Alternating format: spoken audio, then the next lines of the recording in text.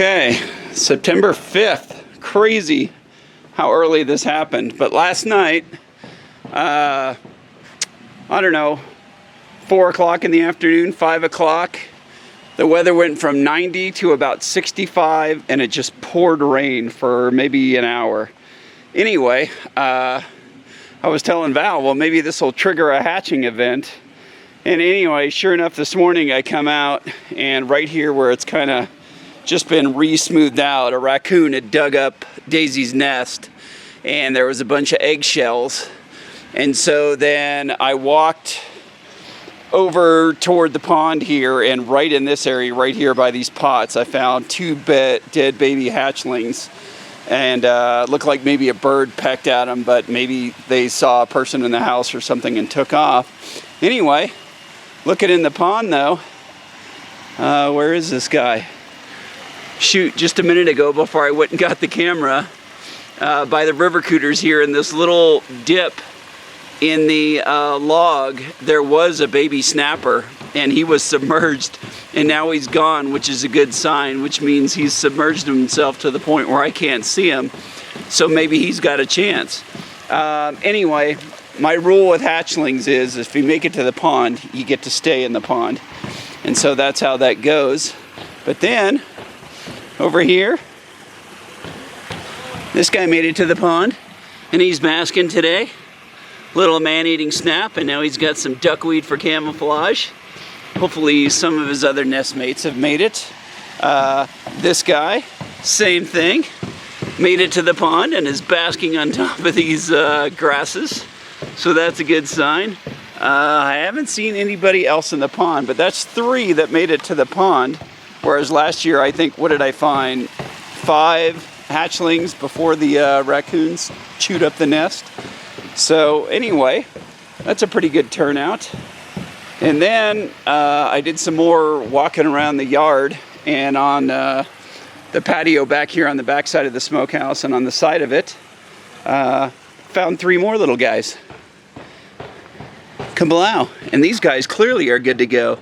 So anyway, we've had 6 survivors and I'm really stoked actually that the guy that I saw submerged in here by the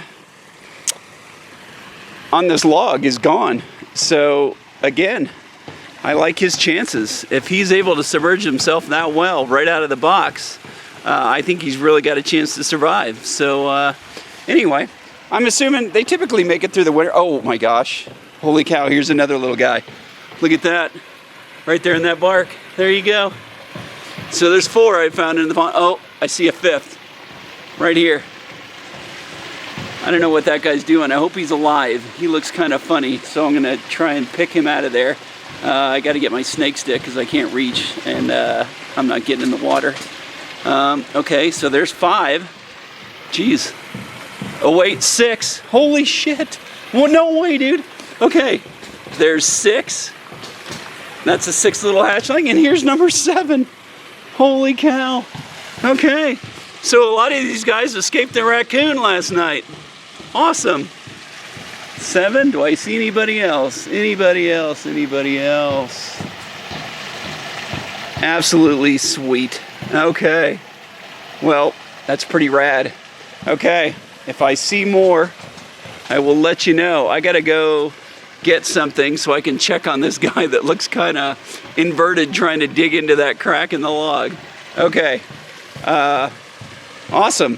Again, a little hatching event on September 5th, and they never come out this early. I think last year was the earliest I'd ever seen, and that was, I think it was at least 3rd week in September.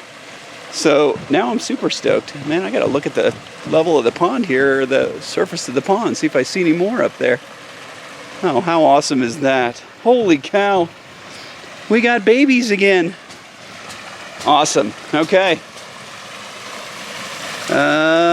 I got nobody else that I can see right now. Okay, I'll check in if I find any more.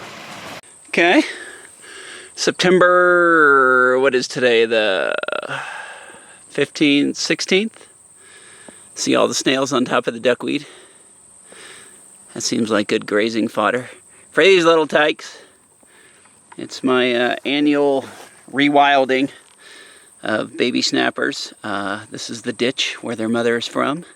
And so, you know, technically I'm keeping the gene pool a little more pure, but I don't really buy into that theory very much. But anyway, we're going to let these little guys go. And they're going to hopefully dig into this really deep mud at the bottom of this ditch and be good to go for the winter. And hopefully they'll graze on some snails. I don't know if they'll do that this fall, but I'm guessing they're going to dig into the mud and call it a year. And then hopefully next spring they'll be cranking. Later, little fellas.